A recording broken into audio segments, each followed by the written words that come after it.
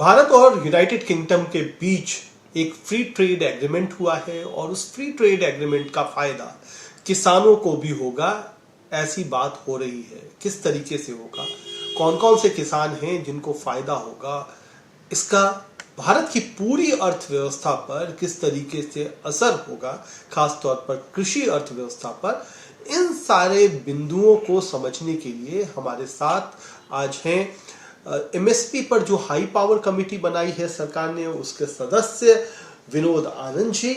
और विनोद जी से हम समझेंगे कि सबसे पहले ये जो फ्री ट्रेड एग्रीमेंट है ये भारत के लिए कितना फायदेमंद है, खास तौर पर चूंकि भारत की अर्थव्यवस्था आज भी कृषि आधारित है, तो खेती के तौर पर कितना फायदेमंद होगा।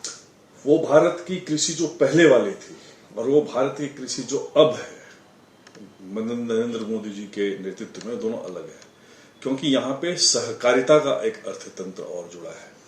तो इस सहकारिता में 3 मल्टी स्टेट कोऑपरेटिव हैं जो व्यापार करेंगे फ्री ट्रेड एग्रीमेंट में यूके के साथ। तो जो मूल्य श्रृंखला में वैल्यू एडिशन होता है, जैसे दूध में फायदा अमूल के माध्यम से और सहकारिता के माध्यम से आखिरी गांव में किसान को मिलता था, वैसे ही इस व्यापार में अभी जो हम यूके के साथ फ्री ट्रेड एग्रीमेंट में करेंगे और उनको खाद्य पदार्थ एक्सपोर्ट करेंगे, वो मल्टी स्टेट कोऑपरेटिव जो एक्सपोर्ट की है उसके माध्यम से करेंगे और उसका प्रॉफिट 3 टियर में नीचे आएगा। तो मान के चलिए कि अगर मूंगफली की तेल हम उनको भेज रहे हैं, या फिर मान के चलिए उनको हम कोई XYZ कमोडिटी भेज रहे हैं, एक्सपोर्ट कर रहे हैं, तो मल्टी स्टेट कोऑपरेटिव के माध्यम से होगी। एक्सपोर्टर्स तो करेंगे ही, लेकिन उनके माध्यम से भी होगी और उसका फायदा वापस किसान को मिलेगा। ये पहले नहीं था, पहली बात तो ये। दूसरा, भारत की और यूके की खान पान की जो पद्धति है, व्यवस्था लगभग एक है, क्योंकि वो हमारे साथ ही पले बढ़े। ऐसे मान के चलिए हमारा 100-150 साल से साथ है एक दूसरे का। तो वहां जो भारतीय भी रहते हैं और भारतीय मूल के अलावा भी वहां के जो लोग रहते हैं, वो भोजन वही करते हैं जो हम लोग यहाँ करते हैं। तो वही कमोडिटी है, वही पैडी है, वही वैरायटी वीट की है। तो ये दूसरी बात। तीसरी बात, जो जियो स्ट्रैटेजिक और जो जियो पोलिटिकल सिचुएशन अभी वर्तमान में बनी हुई है, जैसा आप देख रहे हैं यूक्रेन के साथ में, और आने वाले समय में क्या होगा अभी वो कहीं की भी क्लैरिटी नहीं है। और जो हम लोगों ने उसमें एक स्टेज लिया हुआ है अपना, फिलहाल जो स्टेज लिया हुआ है, इसके माध्यम से जो क्वांटिटी होगी एक्सपोर्ट की वो इंडिया सेंट्रिक होगी। तो ये कुछ एक 3-4 बिंदु हैं जिससे फायदा वापस इस कृषि मूल्य श्रृंखला का हमको होगा, मतलब हमारे किसानों को होगा। ये पहले कभी ये भी बात है कि किसान तो बहुत तरीके के हैं। आपने भी कहा कि अब पूरी खेती की पद्धति भी बदल गई, उसके ट्रेड का तरीका भी बदल गया है। तो मुख्य तौर पर किस तरीके के किसानों पर, क्योंकि जो हमारा बाजार है, अब तो बाजार का दौर है, तो जो यूके का बाजार है वहां पर भारत के किन किन चीजों की डिमांड ज्यादा है। जैसे कई बार कहा जाता है कि कॉफी की, चाय की या मसालों की, इससे भी इतर है, किस किस तरीके की डिमांड ज्यादा है और किन किसानों को फायदा ज्यादा होता हुआ दिखाई दे रहा है। देखिए, दुनिया में सबसे ज्यादा ट्रेड होने वाली जो कमोडिटी है वो खाद्य पदार्थ ही है। 170 देशों में इसकी ट्रेडिंग होती है कमोडिटी की। लेकिन अभी तक वो बाजारोन्मुखी था, यानी बाजार के जो बड़े खिलाड़ी थे वो उसमें थे। सहकारिता अर्थतंत्र के आने के बाद, जो सहकार से समृद्धि जब शुरू हुई पिछले 3 वर्षों में, 3 वर्षों से तो मेरी कमेटी के 3 वर्ष हो गए, तब से जो आमूलचूल परिवर्तन हुआ है, तो ये सबसे पहला इसका तो एक बिंदु ये है। दूसरा बिंदु ये है, आप यूके को समझिए, वहां पे उतने एग्रो क्लाइमेटिक जोन नहीं है जितने हमारे यहाँ है। तो जो वैरायटी हमारे यहाँ उपलब्ध है रेडीमेड, वो उनके पास नहीं है, वो तो जमा हुआ रहता है। वहां पे खेती जो होती है वो पूरे समय खेती नहीं हो सकती है, 2 महीने या 3 महीने की। वहां पे सबसे जो क्रॉप मस्टर्ड की होती है वो बहुत लंबी क्रॉप उनकी होती है। उनके मस्टर्ड की क्रॉप 9 महीने की है, हमारी मस्टर्ड की क्रॉप 4 महीने की है। तो ये जो हमको एक फायदा प्रकृति ने दिया हुआ है, और उस प्रकृति के फायदा की, उस डाइवर्सिटी का जो अब हम फायदा उठा रहे हैं, तो हमारे यहाँ बफर स्टॉक बहुत है। हमारे यहाँ जो खाद्य पदार्थ की क्वालिटी है वो बहुत अच्छी है। फिलहाल जो जिस तरीके से किसानों को सपोर्ट किया जा रहा है और उस कृषि मूल्य श्रृंखला में किसानों को समन्वित किया जा रहा है सहकारिता के माध्यम से, तो ये एक आमूलचूल परिवर्तन होगा। तीसरा, आप जो इस पे अभी वैश्विक तौर से गौर नहीं किया जा रहा है, कंप्रेस्ड बायोगैस। कंप्रेस्ड बायोगैस से गांव की तो सफाई हो रही है और गोबर का प्रयोग हो रहा है, परंतु उस गोबर का खाद वापस खेत में आ रहा है। तो जो नवीन इस पद्धति से जो नेचुरल फार्मिंग में से जो प्रोडक्ट बनते हैं उसमें गुणोत्तर वृद्धि हो रही है, और ऑर्गेनिक फार्मिंग के माध्यम से, नेचुरल फार्मिंग के माध्यम से भी एक मल्टी स्टेट कोऑपरेटिव बनी है। तो 3 बने हैं, एक सीड की, एक ऑर्गेनिक प्रोडक्ट की, और तीसरी जो आपको मैंने एक्सपोर्ट की बताई, ये ऑल इंटीग्रेटेड है।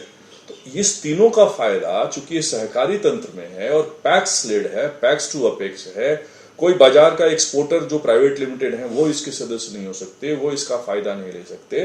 तो इसलिए इसका ये सही समय था, हमारे पास फूड सरप्लस था, वैश्विक रूप से कई अलग अलग agriculture is Jio strategic. China क्या है कि वो ओन करना चाहता था पूरी दुनिया को, क्योंकि उसकी वो टेक्नोलॉजी लवर है। आप उसके पास 20% पूरी दुनिया की आबादी है और मुश्किल से 7% जो नेट अरेबल एरिया है। ऑन द कंट्री यूएस में प्रोडक्शन सरप्लस है, तो वो अपना उसको एक टूल बना के रखते हैं डिप्लोमेसी का। हमारे पास दोनों सुविधाएं हैं, और अब तीसरी सुविधा भी सहकार से समृद्धि की भी है। तो इन तीनों चीजों को ले लें तो हम विश्व के वैश्विक मूल्य श्रृंखला को ओन करेंगे, और जो कई वेराइटी ऑफ प्रोडक्ट हैं, जैसे मान के चलिए सोने का लिबोर रेट होता है, तो बहुत सारे कमोडिटीज का जो हमारे एसेंशियल कमोडिटीज में है उसका रेट अब हम तय करेंगे। वैश्विक रूप पे क्या होगा, हम मार्केट को रूल करेंगे, ग्लोबल मार्केट को। एक और सवाल होता है क्योंकि ये दोनों तरफ का ट्रेड एग्रीमेंट है, उनकी भी तरफ से हमारे पास चीजें आएंगी, उसमें भी कृषि चीजें की से जुड़ी हुई चीजें आएंगी। तो कौन सा ऐसे कमोडिटीज हैं या ऐसा कृषि उत्पाद है जो हम यूके से इंडिया में लाएंगे और उससे हमारी अर्थव्यवस्था पर भी इंटरनली कुछ असर पड़ सकता है। कई सारे लोगों को लगता है कि जो डेयरी प्रोडक्ट्स हैं या इस तरीके की चीजें हैं उन पर कुछ इसका प्रभाव पड़ेगा। वो तो हमने मना कर दिया है कि हम डेयरी प्रोडक्ट कहीं इंपोर्ट नहीं करेंगे कहीं से, बिल्कुल उस पर कोई कॉम्प्रोमाइज ही नहीं है, ना ही RCEP में, ना ही यूएस के साथ, ना ही यूके के साथ। हम डेयरी प्रोडक्ट किसी का नहीं लेंगे। Dairy product in the sense कि जो हमारे पास है उसका, हम उनका दूध नहीं लेंगे, उनकी दही नहीं लेंगे, उनका मक्खन नहीं लेंगे, उनका छाछ नहीं लेंगे, ये सब हम नहीं लेंगे। उनका कॉटेज चीज वगैरह जो दूसरे रास्ते आती है, यानी कि थर्ड कंट्री में आती है या हमारे किसी कंट्री के साथ अलायंस करके न्यूजीलैंड के फॉर्म जैसे लाते थे, वो एक दूसरा विषय है। तो उसमें तो कहीं से कोई कॉम्प्रोमाइज नहीं है, क्योंकि हमारे 20 करोड़ पशु हैं, हम सक्षम हैं इसमें, और हम इस क्षेत्र को, हम विश्व का सबसे सस्ता दूध भी प्रोड्यूस करते हैं, और वो 3 टियर सेंट्रिक में एस्टैब्लिश है। दूसरी बात जो मैं आपके माध्यम से अपने किसानों को और अपने विश्व में जो साथी हैं उनको बताना चाहूंगा, देखिए क्या है कि आप इस बात को दूसरे तरीके से समझ लीजिए। अभी का जो हमारे यहाँ का जो प्रोड्यूस है और जो उनका प्रोड्यूस है, उन दोनों में बड़ा आसमान जमीन का अंतर है। मतलब ऐसा नहीं है कि मतलब हम उनका मक्का लेंगे ही लेंगे, ऐसी कोई बात है नहीं। तो हमारे यहाँ जो भी प्राइस होगा, वो जो FOB होगा, वो हमारे MSP से नीचे होगा। ऐसा नहीं हो सकता, पहले ऐसा होता था। तो अगर मक्का मान के चलिए 2250 हम MSP दे रहे हैं और कोई 1500 रुपए में हमको मक्का बेचे, वो मान्य नहीं है, कोई एग्रीमेंट में, सेफ्टी एग्रीमेंट में कहीं भी नहीं है। तो फ्रेट एंड बोर्ड जो भी कॉस्ट होगा और हमारा जो न्यूनतम समर्थन मूल्य है उससे ऊपर होगा। ये सारी चीजें ये बिल्कुल एक्ट में, डिस्कशन में ये चीज रखा गया है और इस पे हम इम्प्लीमेंट कर रहे हैं। जो दाल की बात होती है, जो दूसरे ब्लॉक से आती थी, जिसमें हम 60,000 करोड़ रुपए का रेवेन्यू अपना फॉरेक्स हम बर्बाद कर रहे थे, तो उसमें भी हम नाफेड के माध्यम से और जो मार्केटिंग की नई पद्धति बनी है और जो फार्मर्स के साथ काम कर रहे हैं, तो अब सेल्फ उसमें सक्षम है हम उसमें। फिर इसके अलावा जो बाकी फिशरीज के प्रोडक्ट थे, तो आपने देखा होगा फल को लेकर के भी कुछ है कि कुछ फल भी वहां से आ सकते हैं, फ्रूट्स को लेकर के या फिशरीज को लेकर के। देखिए फिशरीज में क्या है, हमारे पास डिपार्टमेंट ऑफ फिशरीज है, तो 3 टियर स्ट्रक्चर में हम उसमें भी लगे हैं। जो जहां जहां गैप है, तो वो तो विश्व वैश्विक व्यापार है, जो जहां डिमांड सप्लाई जैसा चलता है वैसा चलेगा, लेकिन हम अपने यहाँ के इन सेक्टर्स को फुली प्रोटेक्ट करके रखे हैं और वो उसको सहकारिता से जोड़ के रखे हैं, ताकि हम उस सहकारिता के माध्यम से वैश्विक मूल्य श्रृंखला को ओन करें और वैश्विक मूल्य श्रृंखला में अपनी जगह बनाएं। तो उसका कहीं से कोई सवाल नहीं उठता, ट्रेड एग्रीमेंट में कहीं उस बारे में लिखा हुआ नहीं है। उनसे जो हमको सामान लेंगे वो व्हाइट गुड्स हम ले रहे हैं, बहुत सारे ऐसे गुड्स ले रहे हैं हमको जो दूसरे विश्व के दूसरे जगहों से हम नहीं ले पा रहे थे। मान के चलिए चाइना पे डिपेंडेंट थे, तो वो हम उस ब्लॉक से एक्सेप्ट करेंगे। इस पे बातचीत हुई है। ये व्हाइट गुड्स क्या क्या होते हैं? जैसे मान के चलिए मोबाइल है, मैग्नेट है, रेयर अर्थ मेटल्स हैं, इस तरह की बहुत सारी चीजें हैं, रेफ्रिजरेटर है, फिनिश प्रोडक्ट है, कैमरा है, माइक है, बहुत सारी चीजें। अच्छा, दूसरी चीज मैं ये पूछ रहा हूँ, एक आखिरी सवाल कि किसानों को अगर हम मॉनेटरी तौर पर देखें, पैसे के तौर पर देखें, क्योंकि एक आम किसान को ये सारे ट्रेड एग्रीमेंट्स और ये सारी चीजें नहीं समझ में आती, तो उनके लिए एक लेमैन के हिसाब से अगर हम समझाएं, आम आदमी की भाषा में समझाएं, कितना मुनाफा, कितना फायदा, और क्योंकि एक यूके छोटा कंट्री है, बहुत ज्यादा पॉपुलेशन नहीं है, तो क्या वाकई इतना बड़ा बाजार है क्या कि हम इतने सामान को वहां भेज देंगे और बहुत बड़ा मुनाफा हो जाएगा? देखिए, वहां हम एक्सपोर्ट करते हैं और वहां से विश्व के दूसरे जगहों पे जाता है, तो वो सिर्फ और सिर्फ वहां के कंज्यूमर के लिए नहीं, बल्कि हम यहां से एक्स चीज मान के चलिए वहां भेजते हैं, वहां वो X+1 बना के उसको और वैसे जगहों पे भेजते हैं जहां से उनका एग्रीमेंट है, जहां हम नहीं पहुंच पाते हैं। तो इस तरीके से ये एग्रीमेंट यूके के लिए फायदेमंद है। तो मान के चलिए मैं साफ साफ शब्दों में बताऊं आपको, तो हम उनको अगर गेहूं भेज रहे हैं, वो आटा बना करके बेचेंगे दूसरे देश में, वैसे देश जो हमसे आटा नहीं लेते हैं, कई मेजरमेंट लगा के, फाइटोसैनिटरी मेजरमेंट लगा के, या बहुत सारे जिसको आप कहते हैं कि ओपेक नेशंस हैं या OECD के बहुत सारे कंट्रीज हैं जिनके साथ हमारा एक्सपोर्ट इंपोर्ट का संबंध वैसा नहीं है। तो जहां पे हमारी एग्रीकल्चर की और एक्सपोर्ट की खास करके एक हमारा एक्सपोर्ट का, एग्रीकल्चर एक्सपोर्ट का नया टारगेट है, तो उस गैप को पूरा करने के लिए हमारा ये ब्लॉक अच्छा होगा। अब तो स्टार्टअप का जमाना है, हमारे स्टार्टअप जाएंगे वहां, वो भी अपना ट्रेड लगाएंगे and being a private limited company UK में अपनी कंपनी बनाएंगे, हमारे यहां से वो हम उनको सामान बेचेंगे, वो भी उसका भाग होंगे।